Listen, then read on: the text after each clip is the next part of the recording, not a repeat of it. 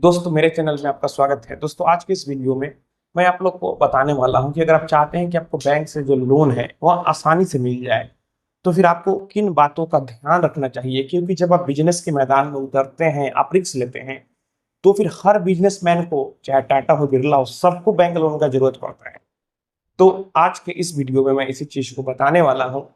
तो इसे जानने के लिए आप इस वीडियो में अंत तक बने रहें, और अगर आप मेरे चैनल पर नए हैं तो फिर चैनल को सब्सक्राइब करके बेल आइकन को भी प्रेस कर लीजिए, ताकि मैं जब भी कोई ऐसी इन्फॉर्मेटिव वीडियो आप लोग के लिए अपलोड करूं तो फिर आप लोग को उस वीडियो की नोटिफिकेशन मिल सके। अगर कोई भी बिल्डर बड़ा यहाँ पर फ्लैट बनाता है, कोई सोसाइटी बनाता है, तो सब यहाँ पर बैंक से लोन लेता है। बिना लोन लिए कोई बिजनेस करता ही नहीं है। तो आपको लोन कैसे आसानी से मिलेगा कि आप अपने बिजनेस को बढ़ा पाएंगे, तो मैं यही चीज बताने वाला हूँ।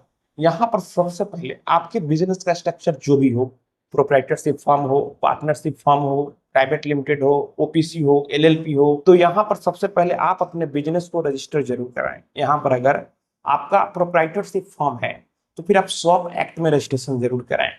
उसके बाद आप एमएसएमई में भी रजिस्ट्रेशन कराएं, ताकि यहाँ पर सेंट्रल गवर्नमेंट का जो भी सब्सिडी यहाँ पर आता है आपको उसका बेनिफिट डायरेक्ट मिल सके। उसके बाद आप अपने बिजनेस का प्रत्येक financial year income tax return भी जरूर फाइल करें। यहाँ पर कई लोग फाइल रिटर्न नहीं करते हैं। और अगर आप जीएसटी लेते हैं तो जीएसटी जीरो नहीं फाइल करें, बल्कि जो जेन्युइन सेल होता है आप वो सेल दिखाएं। आप टैक्स की चोरी भी नहीं करें। तो आपको इतना ध्यान जरूर रखना है।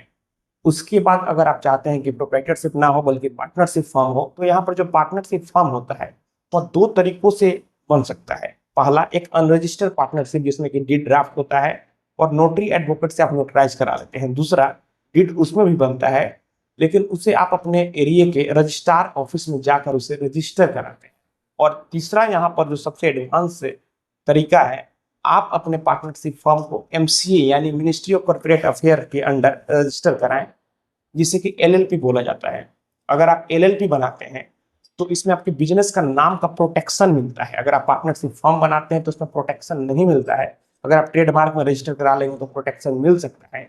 लेकिन अगर आप ट्रेडमार्क में रजिस्टर नहीं कराते हैं बल्कि एलएलपी बनाते हैं, तो जो भी नाम आपको मिलता है वह नाम आपका रजिस्टर हो जाता है।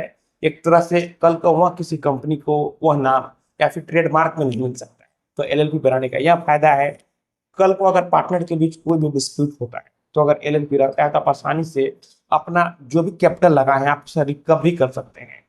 यहाँ पर अगर पार्टनर की डेथ हो जाती है तो एलएलपी डिसॉल्व नहीं होता है, बल्कि चलते रहता है, दूसरा पार्टनर नियुक्त होता है। वहीं प्रोप्राइटरशिप में, पार्टनरशिप में ऐसा ऑप्शन नहीं है। अगर प्रोप्राइटर का डेथ हो जाए तो बिजनेस पूरा डिसॉल्व हो सकता है।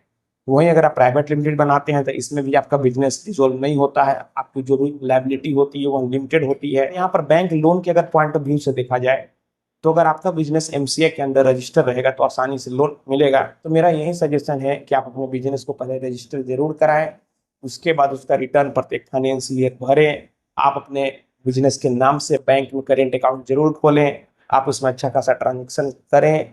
कोई अननेसेसरी दिखाने के लिए ट्रांजेक्शन नहीं करें। कई लोग क्रेडिट कार्ड दूसरे का लेकर यहाँ पर स्वेप करते हैं और ट्रांजेक्शन दिखाते हैं कि बैंक से लोन हो जाए।